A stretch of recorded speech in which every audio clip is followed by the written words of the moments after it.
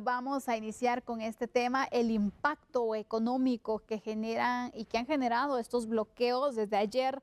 Sabemos que desde muy temprano varios puntos estuvieron bloqueados y han afectado sin duda alguna considerablemente a muchos sectores comerciales.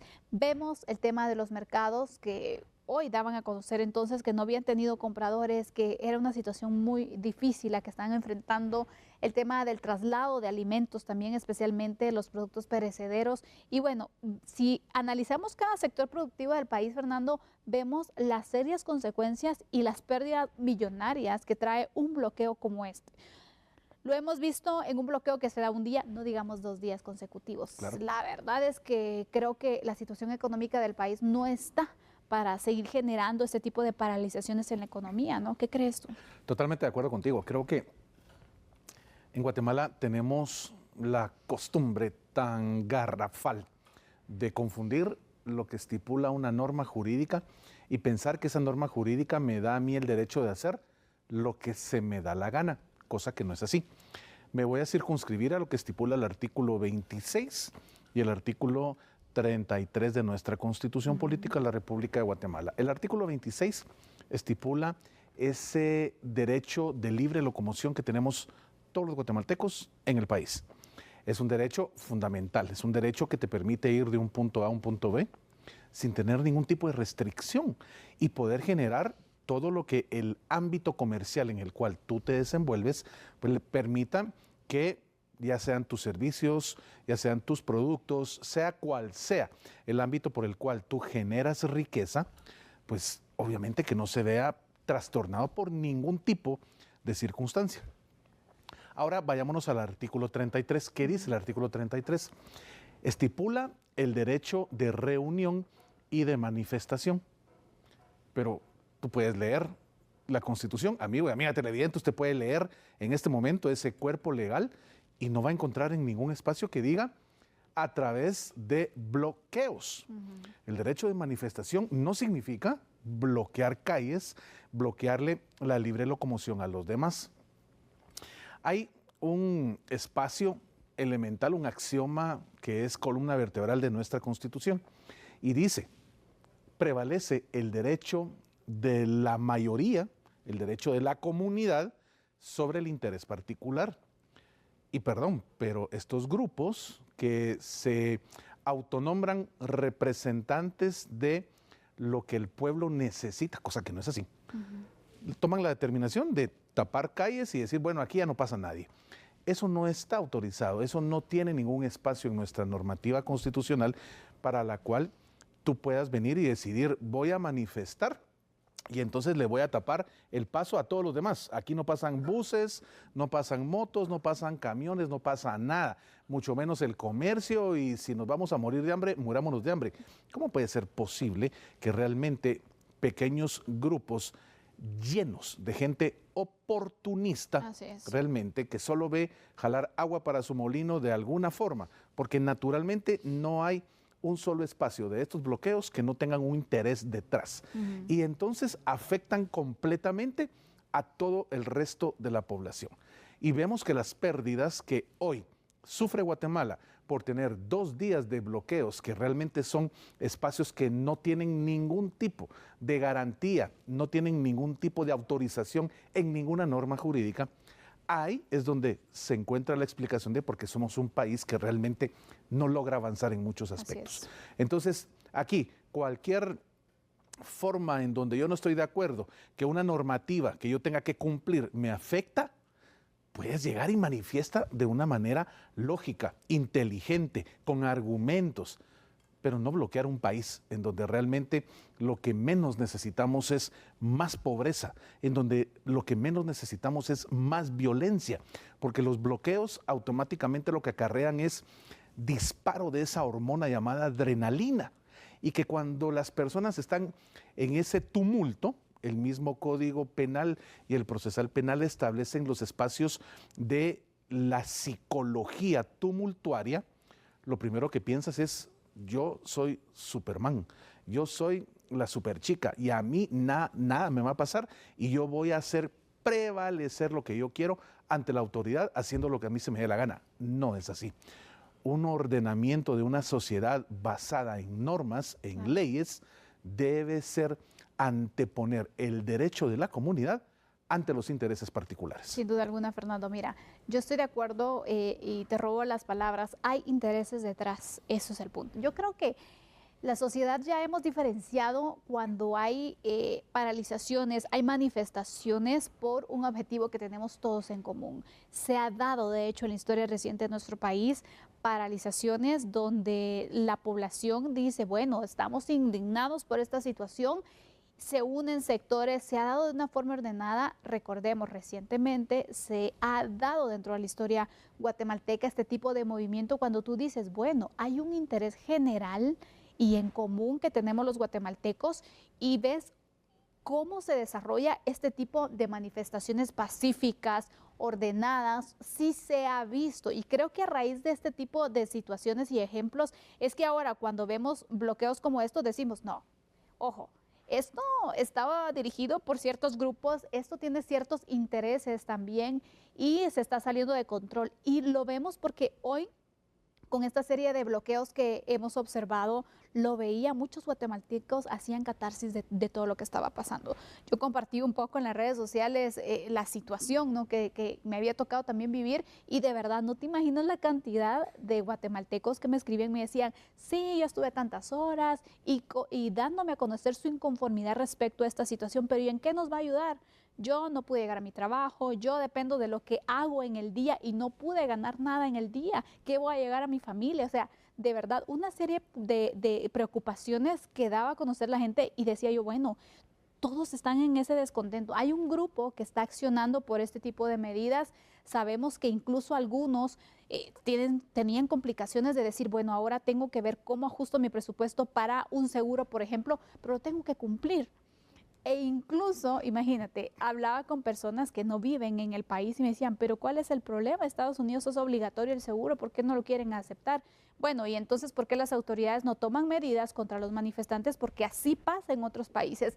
Y en fin, cada quien daba a conocer sus opiniones, muy interesante la verdad, pero sabes que aquí en el país no puedes tomar esta medida de poder disolver así las protestas, las manifestaciones como estas que aunque se salgan de control, lo veíamos en la zona 1, por ejemplo, cuando se trataba de tomar el control, ya se estaba saliendo esa situación y después es como la autoridad está vedando nuestros derechos a manifestar, la autoridad está actuando con violencia, no, sacamos todo de contexto y sí hay ciertos intereses que se están velando, menos el de todos los guatemaltecos, que es poder trabajar, poder movilizarte, poder cumplir con tus citas médicas. ¿Cuántos casos veíamos? Incluso ambulancias que estaban tratando de poder llegar y tampoco los dejaban pasar. Entonces, serias pérdidas, serias consecuencias que hemos visto y creo que este punto puede que se pueda repetir con otra medida que se pueda tomar porque es el antecedente que una y otra vez nos viene dejando. Yo voy a hacer mías tus palabras, me gustó mucho tu frase, sacamos de contexto. Creo que esa es una especialidad de los guatemaltecos cuando nos toca quejarnos de algo que no nos gusta. Sí. A ver, si yo entiendo perfectamente, y es que el bolsillo de los guatemaltecos en general está lesionado, está lastimado, no hay oportunidades de poder decir yo tengo más plata, porque no. Pero, a ver, analicemos realmente por qué sucede todo este esquema. Somos un país en donde la pobreza impera, número uno. Número dos, impera lamentablemente la falta de preparación de las personas que te permitan tener un acceso a mejores condiciones económicas. Sí, esa es una realidad. Tres, acá está por norma, y es que no es un tema del gobierno actual. Y aclaro, no estoy defendiendo la posición del gobierno, estoy siendo neutral. Pero esto data de una ley que tiene vigencia desde hace 30 años, 29 años, en el 96. Y en ese año se estipula que quien adquiera un vehículo, sea cual sea este, debe tener como mínimo un seguro que obviamente cubra los daños a terceras personas. No se está diciendo que usted compre el seguro más caro que hay en el mercado. Hay seguros que literalmente cubren hasta los rayoncitos, hasta la chuquedad que le puede caer a tu carro si pasa un ave ensuciándotelo. Hay seguros que son así. Pero el seguro contra terceros es el seguro más básico que existe.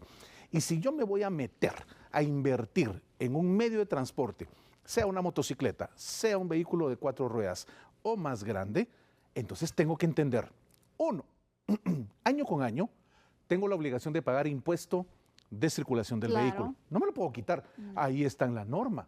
Y usted mira, a la mayoría, yo creo que por lo menos casi que todos los guatemaltecos pagamos ese impuesto. Dos, es obligatorio pagar un seguro por daños a terceras personas.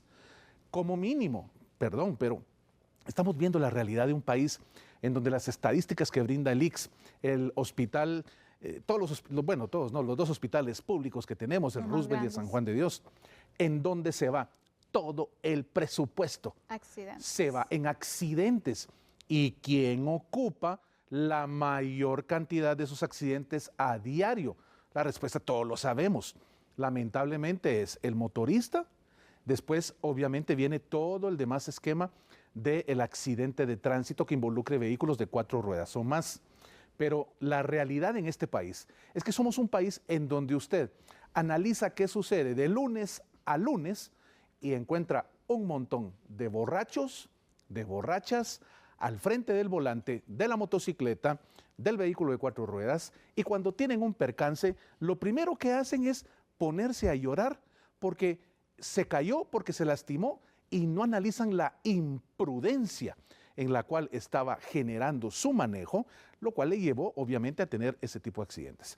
Hay otro tipo de accidentes en donde se ven lamentablemente afectadas familias, porque obviamente puede existir heridas que quedan de por vida, pueden quedar realmente personas sin movilizar extremidades inferiores, superiores, pueden quedar personas con algún tipo de desfiguración, algún tipo de afección médico de por vida.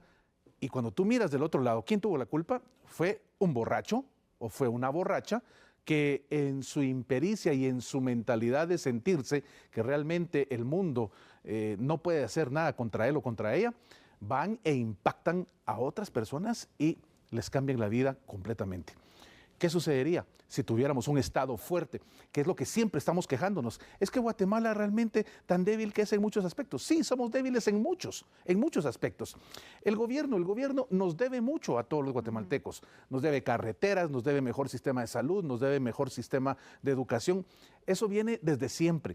Claro. Pero la responsabilidad de afrontar lo que tú haces es realmente solo tuyo. Y en este país es obligación por norma jurídica tener un seguro contra daños a terceros como mínimo. Ahí está la normativa desde 1996, nadie se lo está inventando. Pero ¿qué sucede?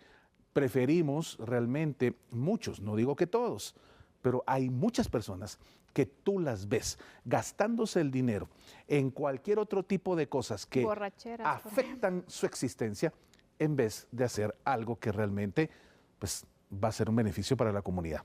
Esa es la explicación de cómo pasa en Guatemala todo lo que sucede.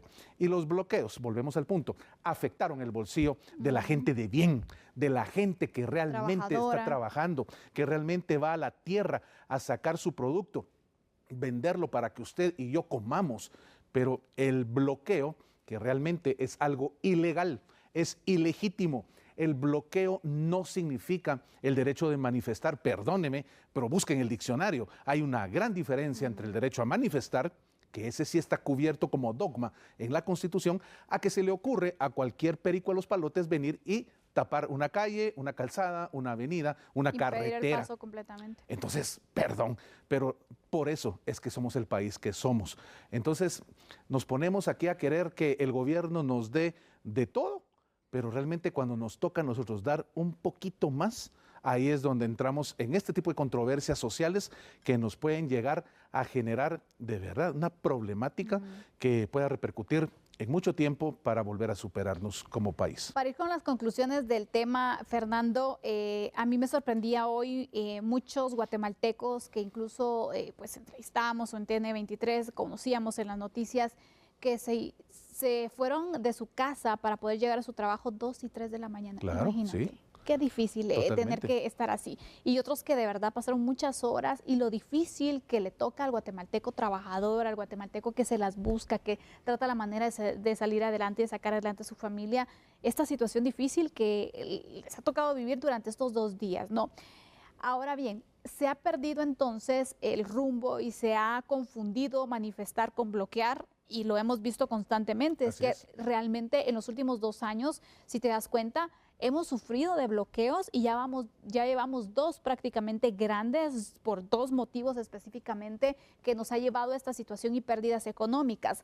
¿Hay forma de cambiar, hay forma de que se pueda controlar esta situación o definitivamente nos tenemos que ir preparando para seguir viviendo este tipo de situaciones que nos afectan en la locomoción y en la economía nacional? ¿Hay manera de poderlo hacer? ¿Realmente hay alguna esperanza para los guatemaltecos? Porque, de verdad, después la pregunta es, bueno, ¿qué otro tema nos va a venir a paralizar otra vez al país? Claro, aquí toda vez exista siempre la actitud de personas oportunistas que realmente solo buscan un beneficio propio. Eso no va a cambiar. Lo que necesitamos, ¿qué es?